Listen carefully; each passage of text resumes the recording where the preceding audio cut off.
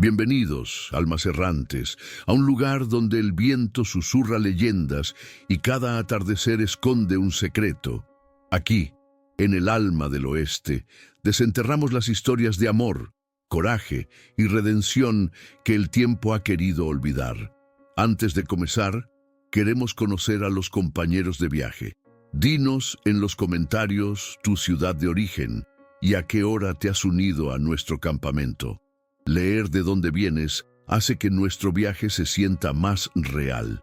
Y si crees que estas historias merecen ser contadas, únete a nuestra caravana. Ayúdanos a llegar a nuestra primera meta de 1000 almas suscritas a este canal. Ahora, acércate al fuego. Nuestra historia está por comenzar. Amigos míos, acérquense a la hoguera, que la noche en el oeste es larga y el viento del desierto susurra secretos que el tiempo se empeña en olvidar. Yo, el alma del oeste, un viejo narrador de lunas y polvaredas, he visto mucho en mis días y he oído aún más. Bajo este manto estrellado que parece tan inmenso como la soledad, se tejen historias de valor y de corazones que laten contra todo pronóstico. Hoy les traigo una de esas leyendas, una que oí de boca de un vaquero solitario, con el humo de su tabaco mezclándose con el aire helado de las montañas de Wyoming, allá por el año de gracia de 1885. Es la historia de Rebecca Thorne, una mujer cuyo espíritu era tan indomable como la tierra que la rodeaba, y de cómo la veta más preciada no siempre se halla bajo el suelo, sino en el rincón más inesperado del alma. El oeste, mis queridos oyentes, no era un lugar para los débiles de corazón. Era una tierra de promesas susurradas al viento y de desilusiones grabadas en la piel curtida por el sol. Rebecca Becky Thorne lo sabía mejor que nadie. Su cabaña, erigida con toscos troncos de pino y un techo de tierra apisonada, se aferraba a la ladera de una montaña en los vastos y desolados parajes de Wyoming, como una garrapata a la piel de un búfalo. Apenas se distinguía del medio asiento, paisaje ocre y gris, mimetizada con las rocas y los arbustos resecos que se extendían hasta el horizonte, donde el cielo se unía a la tierra en un horizonte difuso y eterno. Allí, Becky, una viuda de apenas 34 años, pero con el alma marcada por la fatiga de siglos, había forjado una existencia precaria, hilada con el sudor de su frente y el eco de un silencio que le carcomía los huesos. 3 años habían transcurrido desde que la tierra le arrebató a su John, su esposo, su roca, el hombre que le había traído a este rincón olvidado del mundo, con promesas de un futuro próspero, de una mina de plata que, según él, les cambiaría la vida.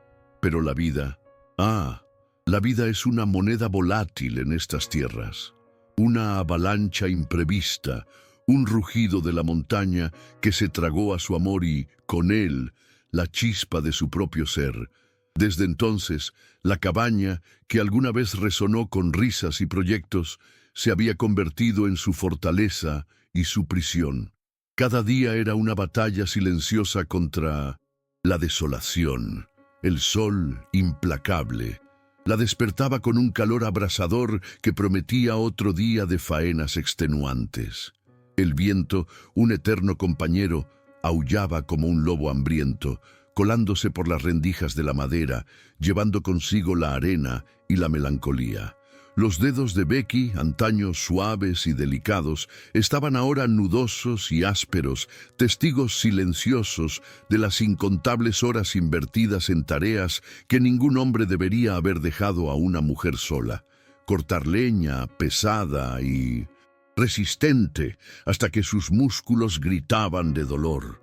Bompear agua del pozo, un esfuerzo titánico que vaciaba sus brazos y su espíritu. Remendar las cercas rotas que delimitaban su pequeña propiedad, una ilusión de orden en un mundo caótico. Y por las noches, bajo la luz tenue de una lámpara de queroseno, revisaba sus magros libros de cuentas con la misma diligencia con la que su esposo solía hacerlo, aunque con una pesadumbre que él nunca conoció. Las cifras, tercas y escasas, le recordaban la fragilidad de su posición.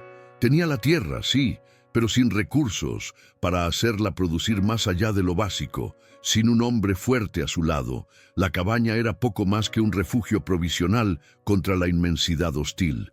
Su ropa, de tela gruesa y colores desvaídos, apenas ofrecía consuelo contra el frío de las mañanas o el calor del mediodía. Un pañuelo cubría su cabello castaño, a menudo rebelde, y protegía su cuello del sol inclemente. Sus ojos, antes de un azul vibrante, se habían tornado más pálidos, casi grises, reflejando la vasta extensión de cielo que observaba diariamente y la soledad que la habitaba. Rara vez veía a otras almas. El pueblo más cercano, Harmony Creek, estaba a una jornada de cabalgata, un lugar donde el puritanismo y la moralidad se aferraban a sus habitantes como el polvo a las botas. Allí, la gente susurraba que si Becky Thorne era demasiado solitaria, que si era demasiado independiente para una mujer de su edad, que si su dolor la había vuelto huraña. Ella lo sentía, la mirada de reojo, la distancia que se creaba a su alrededor. Estaba sola y lo sabía, lo había aceptado, o al menos eso intentaba creerse a sí misma.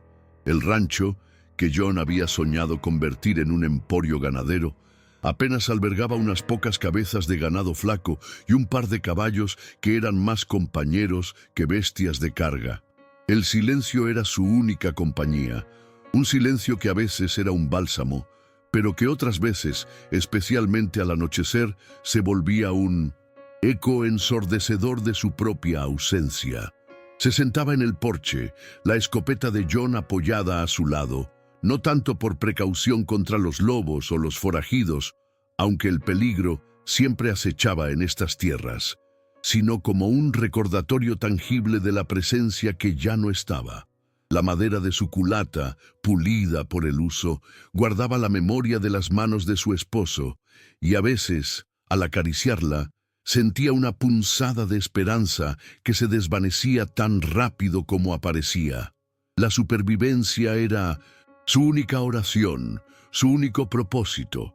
Se había vuelto experta en el arte de la autosuficiencia, en el conocimiento de las plantas comestibles y medicinales, en cómo remendar un arnés, en cómo rastrear un animal. Había aprendido a endurecer su corazón para no sentir demasiado la ausencia, para no dejarse consumir por la desesperación que, como una sombra, la seguía a todas partes. La cabaña, con sus paredes de troncos rústicos y su chimenea de piedra, era su universo, un microcosmos de resistencia en medio de la inmensidad indomable. Las noches eran las más difíciles. El fuego de la chimenea proyectaba sombras danzantes en las paredes, y el crujido de la madera se mezclaba con el ulular del viento. A veces se permitía el lujo de llorar, silenciosamente, las lágrimas cayendo sobre el edredón raído hasta que el cansancio la vencía y el sueño la arrastraba a un olvido momentáneo. Pero incluso en su desolación, Becky poseía una chispa de resiliencia forjada en el crisol de la adversidad. Una pequeña jarra de vidrio en la repisa contenía las pocas pepitas de oro y plata que John había logrado extraer antes de su muerte, un recordatorio de la promesa oculta bajo sus tierras. Era una promesa que no podía explotar, no sola, pero que le daba una tenue razón para aferrarse a la esperanza, para no vender la tierra que consideraba sagrada, el último vestigio de su vida compartida. Era la calma antes de la tormenta, la quietud tensa de una cuerda a punto de romperse o de vibrar con una melodía nueva e inesperada. Su vida, aislada y monótona, parecía condenada a perpetuarse en esta soledad infinita hasta que el destino, Con su mano caprichosa, decidió lanzar un dado diferente, uno que caería en el umbral de su cabaña y alteraría para siempre el curso de su existencia. Fue una tarde de fines de primavera, cuando el sol comenzaba a teñir las cumbres de las montañas con tonos de oro viejo, y la brisa, por una vez, no soplaba con la furia habitual, sino con un murmullo suave que prometía el respiro del atardecer. Becky estaba en el porche, afilando un hacha con movimientos mecánicos y expertos, cuando una mancha oscura apareció en el horizonte, insignificante al principio, pero que fue creciendo con una lentitud exasperante. Era un jinete, o lo que quedaba de uno. La figura se bamboleaba sobre un caballo flaco y exhausto, su silueta dibujándose contra el cielo encendido como la visión fantasmal de un sueño febril. El corazón de Becky, acostumbrado al ritmo monótono de la soledad, dio un vuelco. Rara vez alguien se aventuraba tan lejos de los senderos conocidos, y menos aún con ese aspecto de despojo. Se puso de pie, su mano instintivamente buscando la culata de la vieja escopeta que siempre descansaba cerca de la puerta. Observó al jinete acercarse, su mente sopesando los riesgos. Un forajido, un indio, un viajero perdido y desesperado. A medida que la figura se acercaba, la silueta se definió. Un muchacho, apenas un adolescente, con el rostro cubierto de polvo y hollín, el cabello oscuro pegado a la frente por el sudor y la suciedad. Sus ropas eran harapos y su cuerpo parecía haber sido esculpido por el hambre y la fatiga. El caballo se detuvo a unos metros del porche, con los flancos latiéndole y la cabeza gacha, al borde del colapso. El muchacho, sin fuerza para descabalgar, se deslizó de la silla con un quejido, desplomándose en la tierra con un golpe sordo, levantando una pequeña nube de polvo que se disipó con el viento. Becky esperó inmóvil, la escopeta firmemente empuñada. El muchacho no se movía. Su respiración era superficial y errática. El instinto de supervivencia le gritaba precaución, pero algo en la absoluta desolación de su figura, en la inocencia de su rostro cubierto de mugre, tocó una fibra sensible en el corazón endurecido de la viuda. Bajó el arma lentamente, un gesto que para ella era una traición a la prudencia, pero que su alma le imploraba. Caminó con cautela hacia él, sus botas levantando pequeñas nubes de arena. Se arrodilló a su lado. Era un niño, en verdad. Apenas 17 años, a juzgar por la incipiente pelusa en su barbilla y la estructura aún no desarrollada de sus hombros. Sus ojos, cuando los abrió con dificultad, eran de un color café profundo, empañados por el cansancio y una súplica silenciosa. «Agua», susurró el muchacho, su voz apenas un hilo, sus labios agrietados. Becky no lo dudó. Corrió al pozo, sacó un balde de agua fresca y regresó con una taza de peltre. Lo ayudó a sentarse sosteniéndole la cabeza mientras él bebía con una avidez animal, el agua escurriéndole por la barbilla. Después de calmar su sed, Becky lo ayudó a levantarse, sintiendo el peso ligero de su cuerpo, la fragilidad de sus huesos. Lo condujo al interior de la cabaña, un santuario de frescor relativo comparado con el calor exterior. Lo sentó en una silla junto a la chimenea apagada y le trajo un plato de frijoles con trozos de carne seca, el único alimento sustancioso aunque tenía. «Come», le ordenó con voz suave pero firme, «y luego cuéntame tu historia». El muchacho, cuyo nombre era Mateo Ruiz, comió con una voracidad que a Becky le partió el alma. Era huérfano. Había huido de un orfanato en el este, escapando de una vida de abusos y servidumbre. Viajó solo, a pie y a caballo, aceptando trabajos esporádicos en ranchos y pueblos, siempre con el mismo fin: seguir hacia el oeste, hacia una libertad que no sabía definir, pero que sentía en lo más profundo de su ser. Había perdido su caballo hacía días, y el que montaba ahora, un animal abandonado que apenas podía sostenerse, era su última esperanza. No tenía familia, ni dinero, ni un lugar al que ir.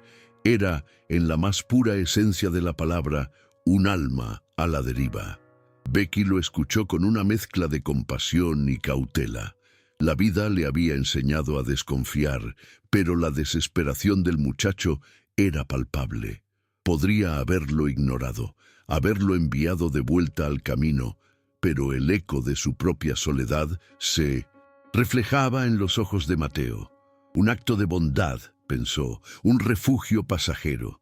Le ofreció trabajo en el rancho, un lugar donde dormir y comida caliente, a cambio de su fuerza y sus manos jóvenes. Mateo, con lágrimas de gratitud en los ojos, aceptó.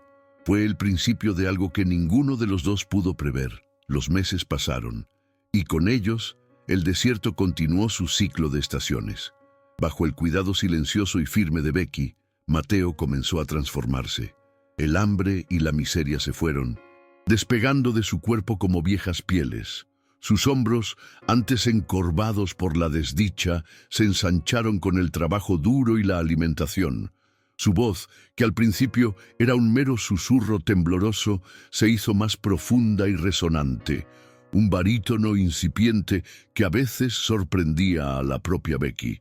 Aprendió rápidamente, con una avidez que asombraba a la mujer. Reparaba cercas con una habilidad innata, manejaba el ganado con una paciencia que ella envidiaba, y sus manos, antes temblorosas, se volvieron fuertes y diestras. Limpiaba las cuadras, cargaba la leña, reparaba el techo de la cabaña con una eficiencia que Becky no había experimentado desde la muerte de John. La cabaña, antes sumida en un silencio opresivo, comenzó a llenarse de sonidos nuevos. El tintineo del martillo de Mateo, el silbido de una melodía desconocida mientras trabajaba, el crepitar más animado del fuego por las noches. La presencia de Mateo era como un bálsamo en la herida abierta de Becky.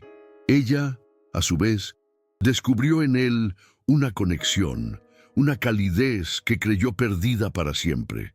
No era el amor de una esposa, no, era algo más sutil, más inesperado. Era la gratitud transformándose en afecto, el respeto mutuo cimentando una confianza que trascendía las palabras.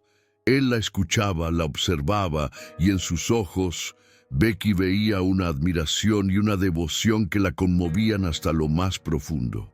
Las noches alrededor de la chimenea se convirtieron en un refugio de la soledad. Mateo, con una timidez inicial que se fue desvaneciendo, compartía historias de sus vagabundeos, de los pocos destellos de bondad que había encontrado en su camino y de los muchos actos de crueldad. Becky, por su parte, le hablaba de John, de sus sueños para el rancho, de la promesa de la plata que yacía bajo sus tierras. Eran confidencias que tejían un lazo invisible entre ellos, un entendimiento tácito que iba más allá de la diferencia de edad, más allá de las convenciones sociales. Pero el oeste es un lugar donde las paredes tienen oídos y los vientos llevan los chismes de un valle a otro. La unión inesperada de Becky y Mateo, la considerable diferencia de edad que separaba a la viuda madura del joven vigoroso, no tardó en convertirse en el blanco de la puritana comunidad de Harmony Creek. Las visitas de Becky al pueblo, antes raras y discretas, ahora eran recibidas con miradas de reojo, con susurros apenas audibles que se esparcían como una plaga. Indecencia, decían, corrupción moral. Algunos, con la hipocresía que solo la falsa piedad puede engendrar, hablaban de aprovechamiento de una viuda vulnerable, aunque era evidente que Mateo, con sus propias manos, estaba haciendo prosperar el rancho de Becky como nadie. La envidia, disfrazada de moralidad, comenzó a carcomer el tejido social alrededor de ellos. Rebeca lo sentía en el aire, en las miradas evasivas de los pocos vecinos que se atrevían a cruzar su camino. La burbuja de paz que había encontrado con Mateo en su remota cabaña, esa frágil felicidad que había crecido como una flor silvestre en la desolación, estaba a punto de estallar. Mateo, con la sensibilidad de su juventud, También percibía la creciente hostilidad. Sus ojos, que antes brillaban con gratitud, ahora mostraban una sombra de preocupación. Sabía que su presencia era la causa de la calumnia y se ofrecía a marcharse, a desaparecer tan silenciosamente como había llegado. Pero Becky, con una firmeza que sorprendió a ambos, se negó. Había encontrado en Mateo no solo un par de manos fuertes, sino la compañía que su alma anhelaba, una conexión que no estaba dispuesta a sacrificar ante el juicio de los demás. Y en ese silencio cargado de dudas, uno se pregunta qué camino tomar. Es en estas encrucijadas del alma que valoro tenerlos a ustedes aquí, escuchando. Si estas historias que exploran el corazón humano también te importan, considera unirte a nosotros suscribiéndote. Tu apoyo es el que nos permite seguir cabalgando en busca de más relatos, desenterrando las verdades ocultas bajo la arena del tiempo. La tormenta que había estado gestándose en el horizonte social de Harmony Creek no tardó en descargar su furia sobre la solitaria cabaña de Becky Thorne. Las nubes de los chismes y las insinuaciones se condensaron en una visita que prometía ser tan implacable como un chubasco de granizo a mitad del verano. Era un martes por la mañana, un día luminoso y engañoso, cuando dos figuras imponentes, vestidas con la sobriedad que la autoimpuesta rectitud exigía, emergieron del sendero polvoriento que conducía a la propiedad de Becky. El reverendo Elijah Stone, alto y huesudo, con un rostro que parecía esculpido en granito y unos ojos pequeños y penetrantes que juzgaban sin piedad. A su lado, el juez Silas Kincaid, un hombre corpulento y de semblante grasiento, con un aire de importancia que apenas lograba disimular la avaricia que le brillaba en la mirada.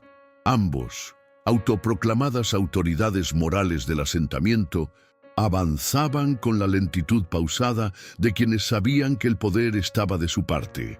Becky, que estaba regando sus escasas plantas de maíz, levantó la vista y sintió un escalofrío que no tenía nada que ver con el viento. Reconoció a los hombres de inmediato. Sus corazones se encogieron en su pecho, pues sabía que su visita no auguraba nada bueno. Mateo, que estaba reparando una rueda de herrería cerca del establo, también los vio. Dejó caer su herramienta, sus ojos oscuros fijándose en Becky, con una mezcla de preocupación y una determinación naciente. Los hombres se detuvieron a unos pasos del porche. El reverendo Stone tosió, un sonido seco y autoritario. «Señora Thorne», comenzó con una voz que parecía haber sido entrenada para resonar en púlpitos. «Venimos en nombre de la decencia y la moralidad de nuestra comunidad. Hemos oído rumores». Su mirada se deslizó hacia Mateo, que se había acercado a Becky, su postura protectora y desafiante. «Rumores, reverendo», replicó Becky, con la voz firme a pesar del nudo en su garganta. «Los rumores suelen ser hijos de la envidia y la ignorancia». El juez Kincaid dio un paso al frente, su rostro redondo enrojecido por el sol y quizás por la indignación. «No nos vengamos con eufemismos, señora.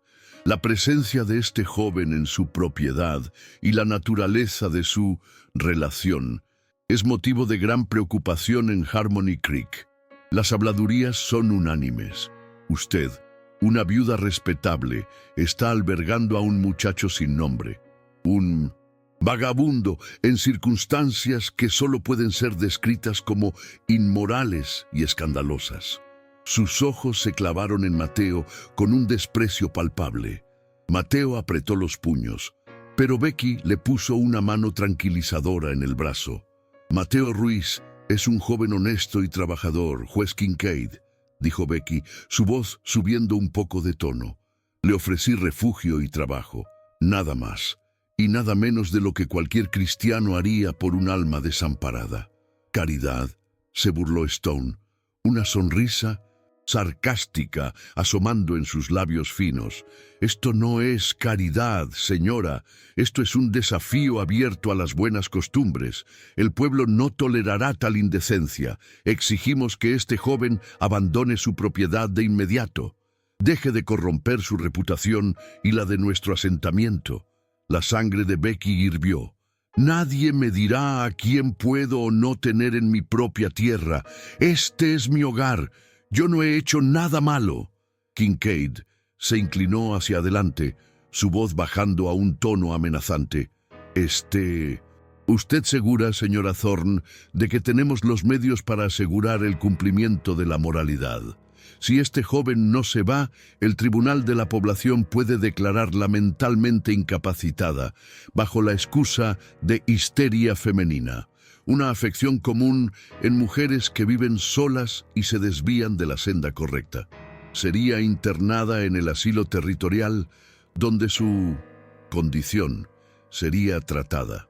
Y en cuanto a él, su mirada se posó en Mateo con una malicia fría, será encarcelado por aprovecharse de una viuda vulnerable y por vagancia. Podríamos incluso encontrar cargos por robo, dado su pasado incierto. No sería la primera vez que la justicia actúa con mano dura para proteger a los indefensos de los depredadores. La amenaza colgó en el aire como una soga. Becky sintió que el suelo se le movía bajo los pies. El asilo, la prisión, eran destinos peores que la propia muerte en el desierto. La injusticia de sus palabras la golpeó con la fuerza de un puñetazo. Mateo, a su lado, había palidecido, pero sus ojos estaban fijos en los de Becky, reflejando una determinación férrea. «No, Becky», dijo Mateo, su voz firme y resonante. «Me iré. No dejaré que le hagan esto». Dio un paso adelante, dispuesto a sacrificarse. Pero Becky lo detuvo con una mano en el pecho. Sus ojos, antes llenos de miedo, se encendieron con una furia fría. «¡No!», exclamó. Su voz temblaba, pero no de miedo, sino de indignación. «¡No te irás! No nos someteremos a sus calumnias y sus amenazas. Esto va más allá de la moralidad, esto es acoso». Los dos hombres intercambiaron una mirada significativa. Kincaid sonrió, una mueca desagradable. «Piénselo bien, señora Thorne. El reloj está corriendo. Le damos 24 horas. Si este muchacho sigue aquí, tomaremos las medidas necesarias. No se arriesgue a perderlo todo por un capricho». Con esas palabras, se dieron la vuelta y regresaron por el sendero, dejando a Becky y Mateo en el silencio ensordecedor de la amenaza. La tarde, tan luminosa al principio, se había oscurecido con la sombra de la inminente tragedia. Becky se dejó caer en el porche, sus manos temblaban incontrolablemente. Mateo se arrodilló a su lado tomándole las manos. «No puedo dejar que te hagan esto, Becky», repitió Mateo, su voz llena de angustia. «Me iré esta noche, desapareceré. Ellos no me encontrarán. Y yo me quedaré sola, sin hogar, sin libertad», musitó Becky, con los ojos llenos de lágrimas contenidas. «No podemos permitirlo, Mateo. No puedo perderlo. Todo. Esta tierra es lo único que me queda de John. Y tú eres lo único que me queda de la esperanza». Era una encrucijada, un momento que definiría el resto de sus vidas. Ceder ante la presión, renunciar a su incipiente amor y perder su hogar y su libertad ante la codicia disfrazada de rectitud.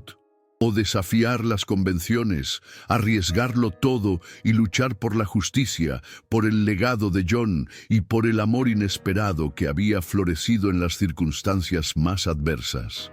La desesperación se apoderó de Becky por un breve instante. ¿Cómo luchar contra hombres tan poderosos, tan intocables, en un lugar donde la ley y la moralidad se doblaban a su antojo? La soledad de su posición se sintió más aguda que nunca. Se levantó y comenzó a caminar de un lado a otro por el porche, sus dedos tirando de su cabello, buscando una respuesta que no llegaba.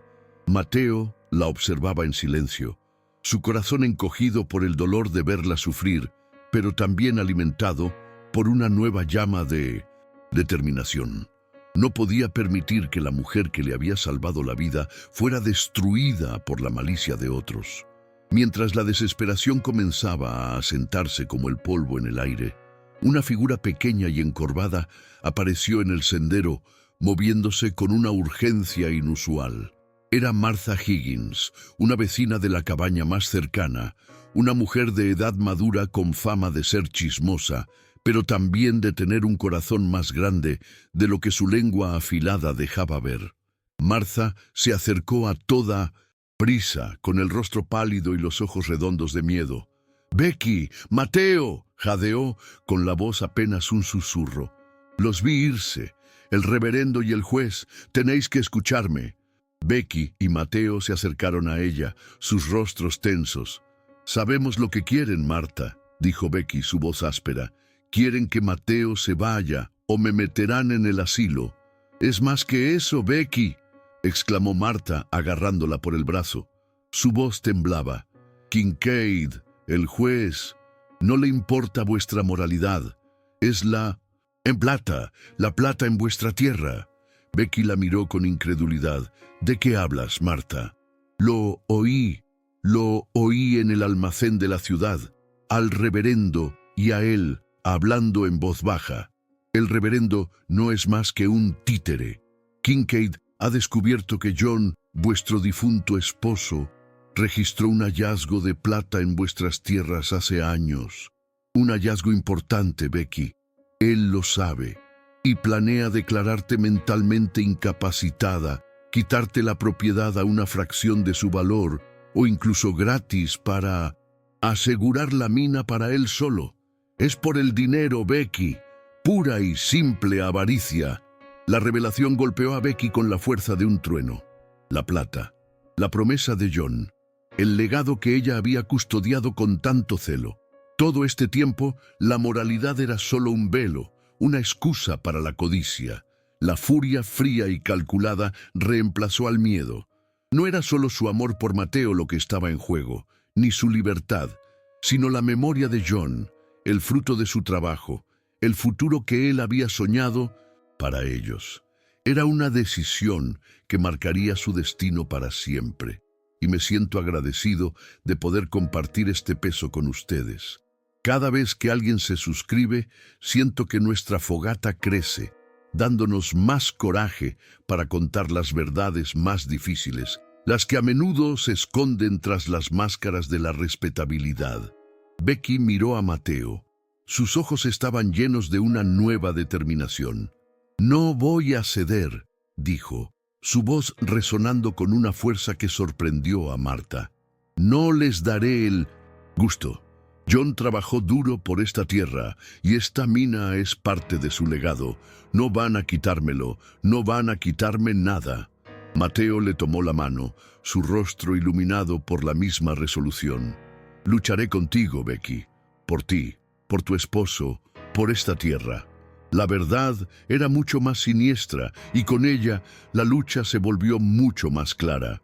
No era solo una batalla por el amor, sino por la justicia, por la propiedad, por el honor de un hombre muerto y por la libertad de dos almas que se habían encontrado en la desolación. La beta oculta no estaba solo en la tierra de Becky, sino en la profundidad de su propio corazón y en el de Mateo. Estaban dispuestos a arriesgarlo todo, a desafiar la convención y la malicia y a demostrar que un pedazo de papel, el registro de la mina y el valor de un corazón podían ser la única defensa contra la avaricia. La batalla había comenzado. La mañana siguiente, el aire en Harmony Creek estaba cargado con una expectación tensa, como la calma antes de un tornado.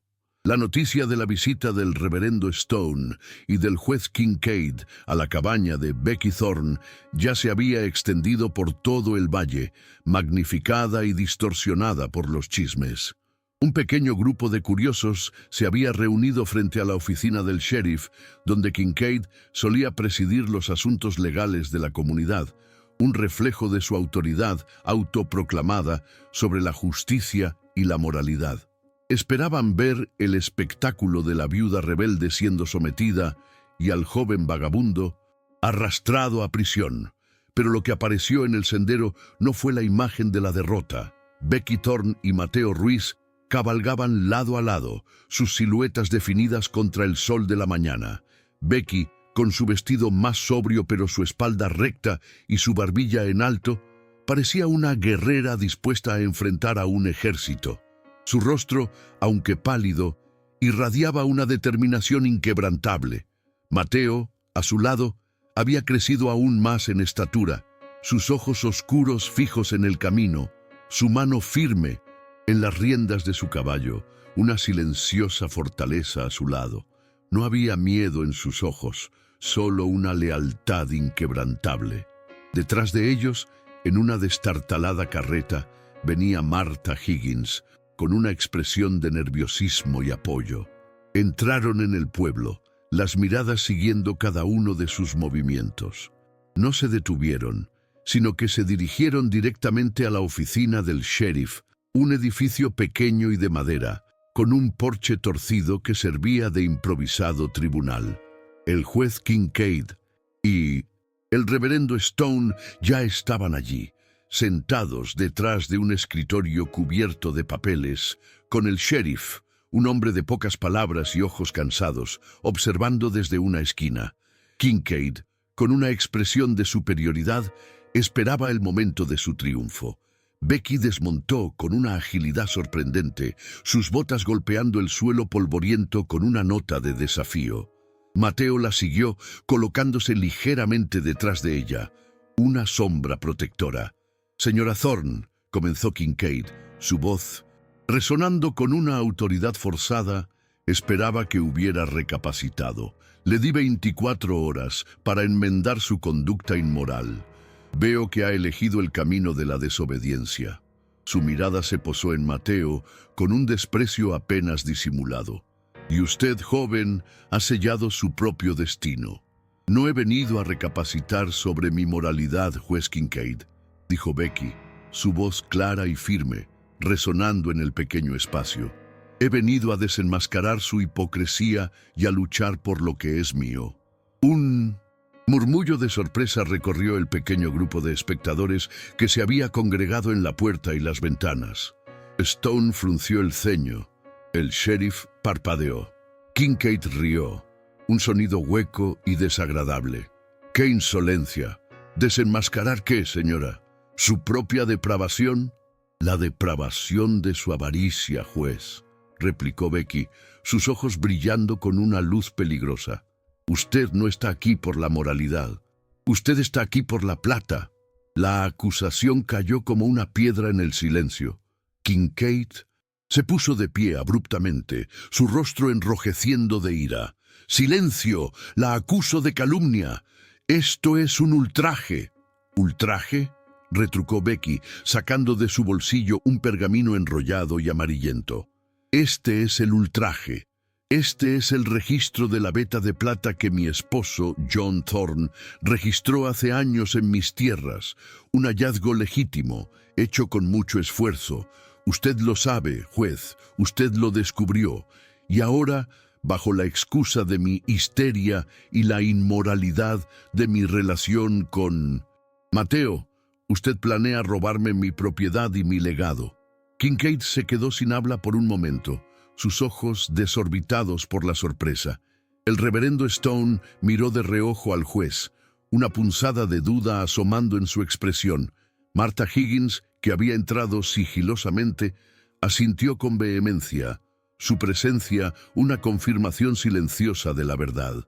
«Mentiras, falsedades», balbuceó Kincaid, tratando de recuperar la compostura.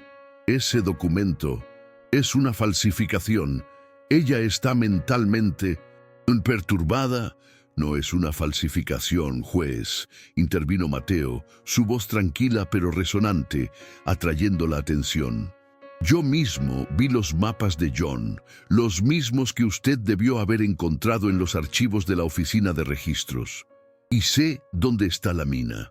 Mi presencia aquí, trabajando en el rancho, me ha permitido explorar la zona. Las muestras de mineral que encontré coinciden con las descripciones de John. Y no soy un vagabundo sin nombre. Mi familia eran mineros de plata en Nuevo México. Antes de que una tragedia me dejara solo, reconozco una veta cuando la veo. Y esta es legítima. Las palabras de Mateo, dichas con una convicción que no dejaba lugar a dudas, golpearon con fuerza. La gente en la puerta comenzó a murmurar, susurros de sorpresa y asombro. La figura de Kincaid, antes tan imponente, comenzó a encogerse. Y no solo eso, continuó Becky, dando un paso adelante, su voz llena de indignación.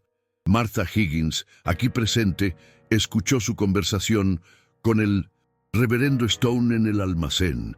Escuchó cómo planeaban despojarme de mi propiedad para su propio beneficio.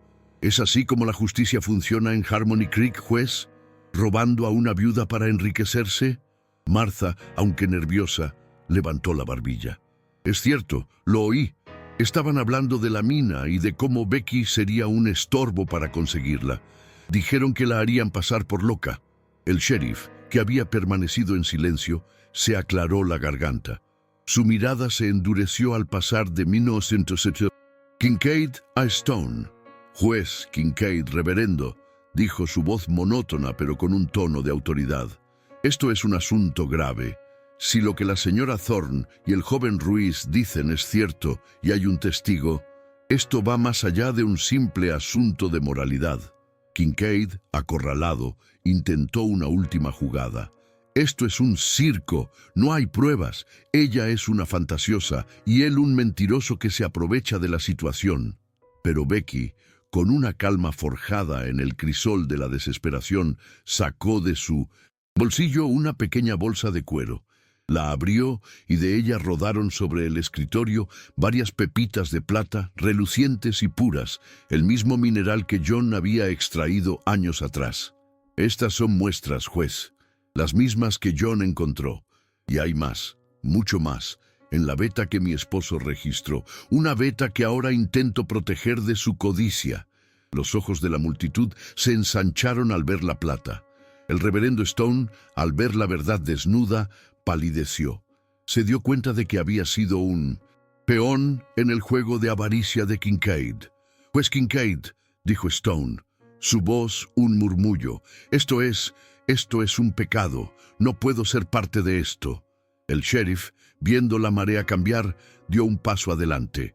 Pues Kincaid, le pido que entregue los documentos del registro de la mina de la señora Thorne y que rinda cuentas por sus acusaciones falsas y sus intentos de fraude. La mentira de Kincaid se desmoronó bajo el peso de la verdad y la evidencia. El hombre que había intentado destruir a Vincent Tussé, Becky y a Mateo, fue el mismo, despojado de su autoridad y su reputación. La gente del pueblo, que al principio había venido a juzgar, ahora se quedó en silencio, conmovida por la valentía de Becky y Mateo. La justicia, aunque lenta, había llegado al fin a Harmony Creek. Kincaid fue arrestado, y el reverendo Stone, con el rostro cubierto de vergüenza, se disculpó públicamente con Becky y Mateo antes de abandonar el pueblo para siempre. La poquita de plata que John encontró, y que ahora era un tesoro de verdad, no era solo riqueza material. Era la validación de un sueño, el triunfo de la honestidad sobre la malicia y el comienzo de una nueva vida para Rebeca y Mateo. La historia de su amor, que había nacido en la adversidad y había resistido la tormenta de los prejuicios, se convirtió en una leyenda susurrada con admiración en todo el valle. La cabaña, antes un símbolo de soledad, se transformó en un hogar vibrante, lleno de risas y la promesa de un futuro. La veta oculta del corazón, que Becky había creído seca y sin vida tras la muerte de John, había sido redescubierta por la compasión, por la gratitud y por el amor inesperado de un joven que había encontrado en ella no solo un refugio, sino un alma gemela. Mateo y Becky vivieron en la cabaña, trabajando la mina que ahora les pertenecía legítimamente. La plata les trajo prosperidad, pero la verdadera riqueza era el lazo inquebrantable que los unía. Construyeron una familia, un legado, no solo de metal precioso, sino de un amor forjado en el fuego de la adversidad. La diferencia de edad dejó de importar, eclipsada por la profundidad de su conexión. El respeto que se ganaron en Harmony Creek fue más valioso que cualquier fortuna. Y así, la esperanza encontró un hogar en el lugar más inesperado, en el corazón de una viuda solitaria y un joven sin rumbo. Que estas historias nos recuerden que siempre hay luz, incluso en los rincones más desolados del oeste, y que el valor de un corazón es la veta más rica que podemos encontrar. Gracias por acompañarme hasta el final, por escuchar estas viejas leyendas bajo la luz de las estrellas. Al suscribirte, te aseguras de que el alma del oeste nunca deje de susurrar sus historias y que la sabiduría de estos relatos perdure para siempre, para las generaciones futuras que también busquen un poco de luz en la inmensidad del camino, y que la paz de las montañas de Wyoming cubra sus sueños, mis amigos. Hasta la próxima hoguera.